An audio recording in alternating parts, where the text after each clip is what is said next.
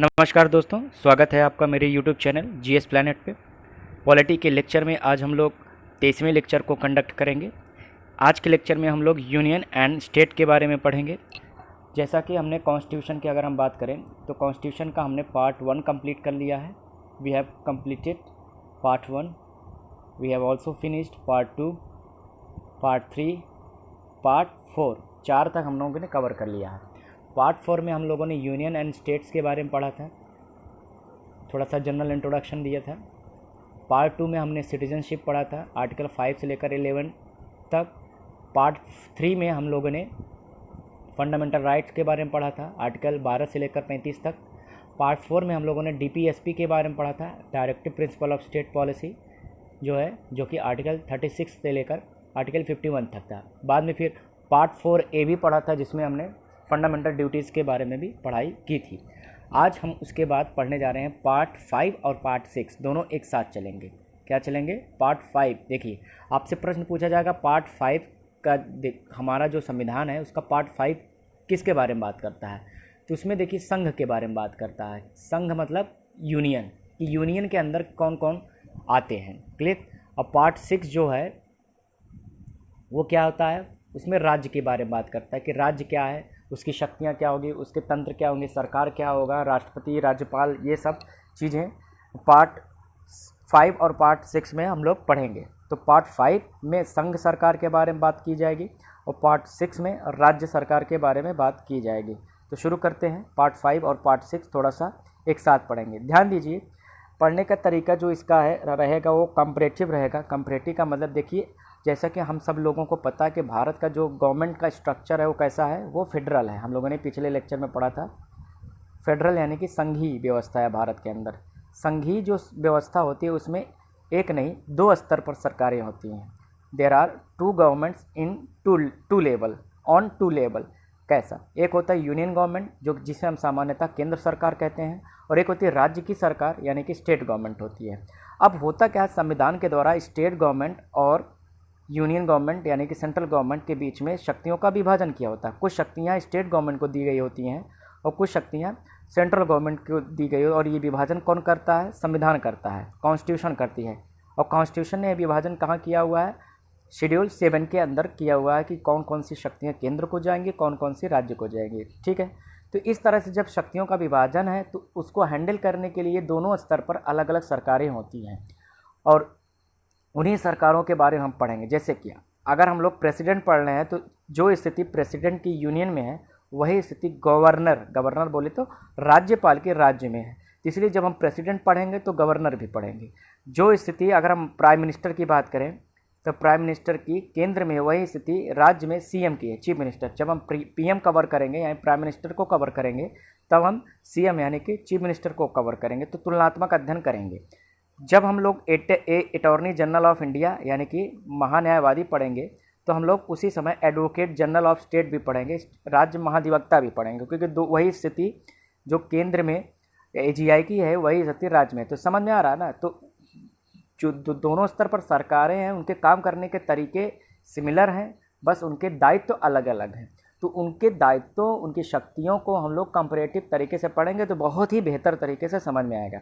इसके पहले तो थोड़ा सा हम लोग जान लेते हैं, हालांकि हमने पिछले लेक्चर में इसको पढ़ाया हुआ है कि सरकार क्या होती है। जैसे कि आपसे पूछा जाए व्हाट इज़ गवर्नमेंट, एक आंसर में अगर आपसे पूछा जाए व्हाट इज़ गवर्नमेंट, सरकार क्या है, तो आपका जवाब क्या होना चाहिए? The government is the body which rules on the people. यानी कि सरकार एक ऐसी संस्था है, एक ऐसा निकाय है जो शासन करती है। किस पर? नागरिकों पर शासन करती है। क्लियर है? चाहे वो जबरन करे या लोकतांत्रिक तरीके से करे, सरकार जो शासन करे। अब जो भी सरकार होता है उसके 3 ऑर्गन्स होते हैं, 3 फंडामेंटल ऑर्गन्स होते हैं। पहला विधायिका या व्यवस्थापिका, जिसे कहते हैं इंग्लिश में लेजिस्लेचर कहते हैं। दूसरा कार्यपालिका यानी कि एग्जीक्यूटिव, और तीसरा न्यायपालिका यानी जुडिशरी। व्यवस्थापिका काम क्या है? फंक्शन इसका है कानून बनाना यानी कि लॉ फॉर्मेशन। इसका काम क्या है? कानून का क्रियान्वयन। और जुडिशरी का काम क्या है? डिलीवरी ऑफ जस्टिस यानी न्याय का वितरण। तो भारत के अंदर अगर हम बात करें लेजिस्लेचर की भूमिका कौन निभाती है? केंद्र में पार्लियामेंट निभाती है और राज्य में विधानमंडल निभाती है। इसलिए जब हम पार्लियामेंट पढ़ेंगे तो उसी समय विधानमंडल भी पढ़ेंगे, दोनों की शक्तियों का तुलनात्मक अध्ययन करेंगे। केंद्र अगर हम बात करें देश में एग्जीक्यूटिव की भूमिका कौन निभाती है? केंद्र में केंद्रीय मंत्रिपरिषद यानी कि council of minister of union, और राज्य में council of ministers of states है, यानी कि संघीय एवं राज्य मंत्रिपरिषद। और अगर हम बात करें न्यायपालिका की, तो केंद्र में सुप्रीम कोर्ट और राज्य में हाई कोर्ट, तीन निभाती हैं। तो ये तीन अंग हैं सरकार के, इन्हीं के बारे में हम लोग को पढ़ना है। तो जब जैसे कि हम लोग शुरुआत रही एग्जीक्यूटिव से करेंगे, तो जैसे कि राष्ट्रपति जब पढ़ेंगे तो राज्यपाल भी पढ़ेंगे, पार्लियामेंट पढ़ेंगे तो विधानमंडल भी पढ़ेंगे, सुप्रीम कोर्ट पढ़ेंगे तो उसी समय हाई कोर्ट भी पढ़ लेंगे। तो तुलनात्मक अध्ययन कर लेंगे, क्या समानता है क्या विभिन्नता, एक साथ हो जाएगा तो इससे क्लियर हो जाएगा। ठीक है, तो बात करते हैं। अगर हम बात करें यूनियन गवर्नमेंट, यानी कि यूनियन की अगर हम बात करें, इसका उल्लेख कहाँ है, तो अभी जैसा कि हमने बताया इसका उल्लेख कहाँ पर है, पार्ट 5 में है। कहाँ पर है, पार्ट 5। आर्टिकल की अगर हम बात करें तो आर्टिकल 52 से लेकर 151 तक केंद्र के बारे में बात करता है हमारा संविधान। इसके पहले हमने 1 से लेकर 51 तक पढ़ लिया है अनुच्छेद। तो अनुच्छेद 52 से लेकर 151 तक केंद्र सरकार के बारे में बात होती है, जबकि स्टेट गवर्नमेंट कहाँ पे है, पार्ट 6। कहाँ पर, पार्ट 6 में। Part 6 contains the provision of state. अब यहाँ पर स्टेट की प्रोविज़न कहाँ से, 152 से लेकर 237 तक है। तो यहाँ पर ध्यान दीजिए, ये पिछला वाला जो था केंद्र सरकार, वो 52 से 151, और राज्य कहाँ पर है, 152 से 237। इसके बारे में देखेंगे। तो अगर हम बात करें यूनियन गवर्नमेंट, इसके स्ट्रक्चर में चार ऑर्गन्स हैं यहाँ पर, चार, इन्हीं चारों को मिलाकर केंद्र बनता है। पहला है एग्जीक्यूटिव यानी कार्यपालिका, 52 से लेकर 78 तक यूनियन का एग्जीक्यूटिव है। आर्टिकल 79 से लेकर 123 तक यूनियन का लेजिस्लेचर यानी कि पार्लियामेंट है, क्योंकि यही कानून बनाएगी देश में। और 124 से लेकर 147 तक न्यायपालिका यानी सुप्रीम कोर्ट है। और अगर हम बात करें, एक और अंग है जो बहुत ही महत्वपूर्ण अंग है, उसको हम आगे पढ़ेंगे, controller and auditor general, CAG या कैग, नियंत्रक व महालेखा परीक्षक भी जिसे कहा जाता है। ये 148 से लेकर 151, यानी कि 52 से लेकर 151 तक संघ के बारे में संविधान बात करता है। और जब 152 शुरू होगा तो वहीं से राज्य शुरू हो जाएगा। क्लियर है, तो देख लेते हैं। जैसे एग्जीक्यूटिव की बात करते हैं, कार्यपालिका की बात करें तो केंद्रीय कार्यपालिका यानी कि यूनियन एग्जीक्यूटिव के अंग कौन कौन से हैं, आपसे प्रश्न पूछ लिया जाएगा, निम्नलिखित में से कौन केंद्रीय कार्यपालिका का सदस्य है। तो अगर उसमें सबसे पहले आएगा प्रेसिडेंट, दूसरा कौन सा होगा, काउंसिल ऑफ मिनिस्टर्स यानी मंत्रिपरिषद, और तीसरा होगा अटॉर्नी जनरल ऑफ इंडिया यानी कि महान्यायवादी। ये क्या है, इनकी शक्तियाँ क्या है, इनकी दायित्व क्या है, ये सब हम आगे डिटेल में पढ़ेंगे। आज इंट्रोडक्टरी लेक्चर है सरकार के बारे में।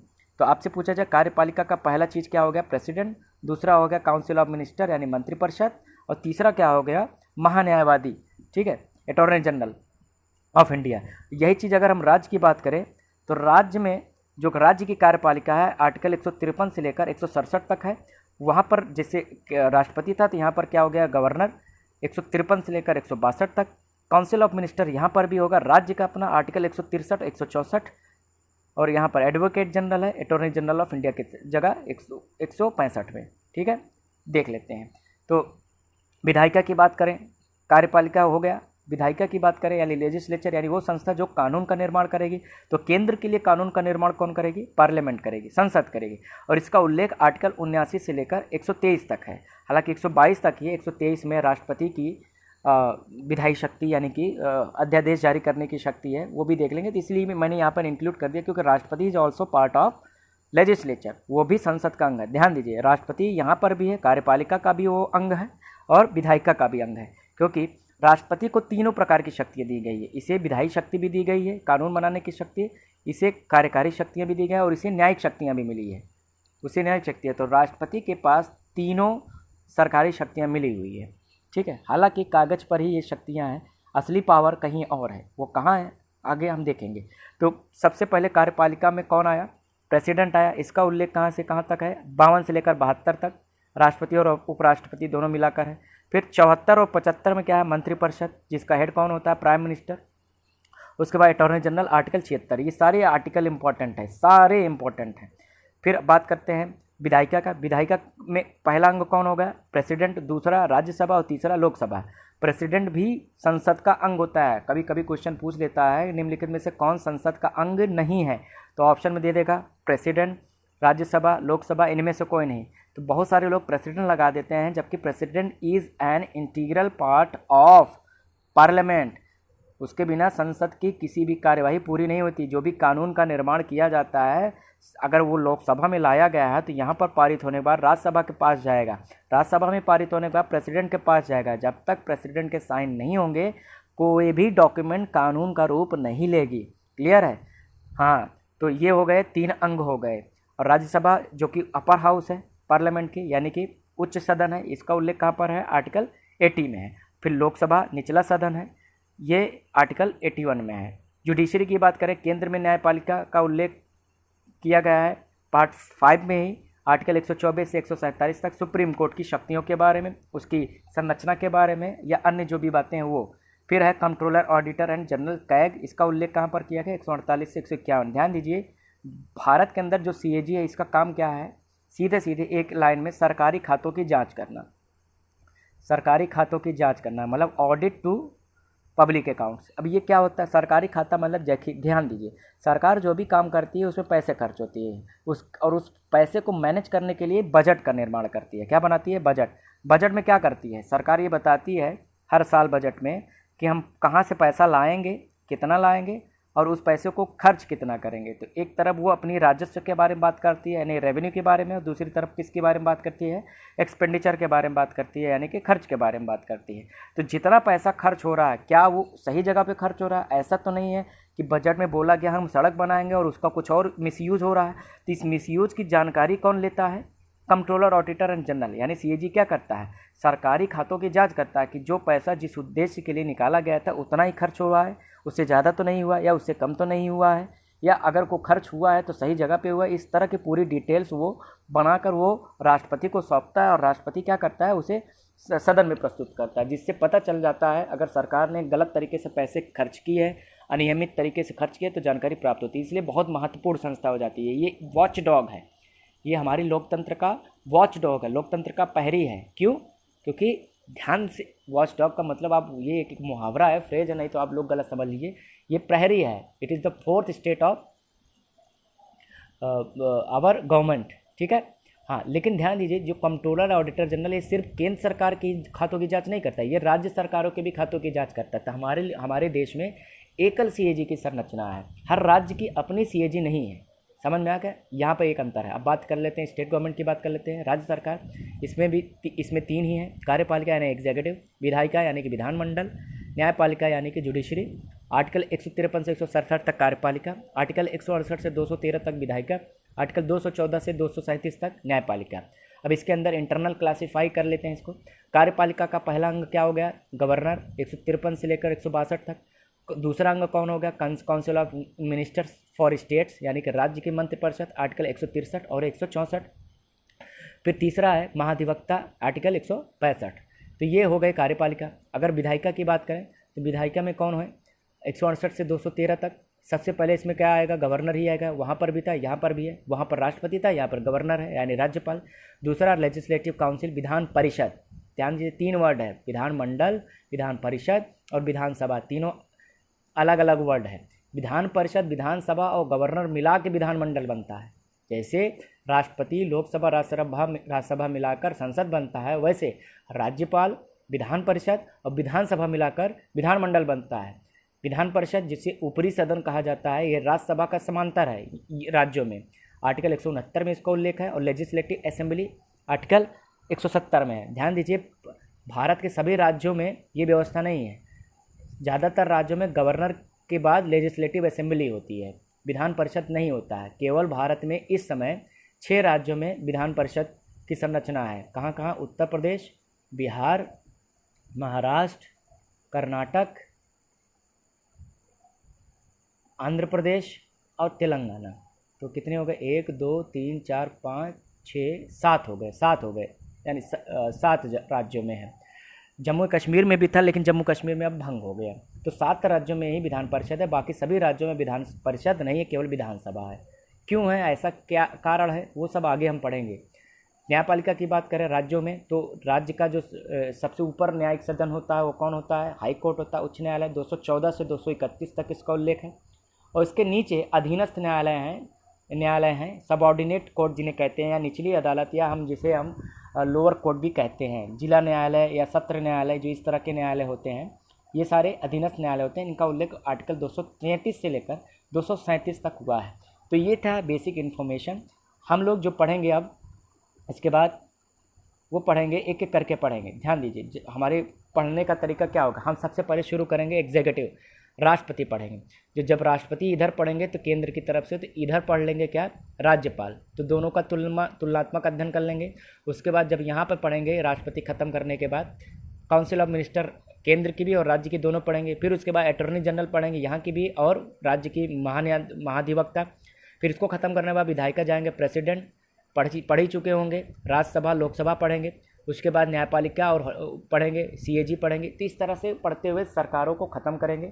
उसके अलावा भी जो भी बचे हुए टॉपिक होंगे वो देखेंगे।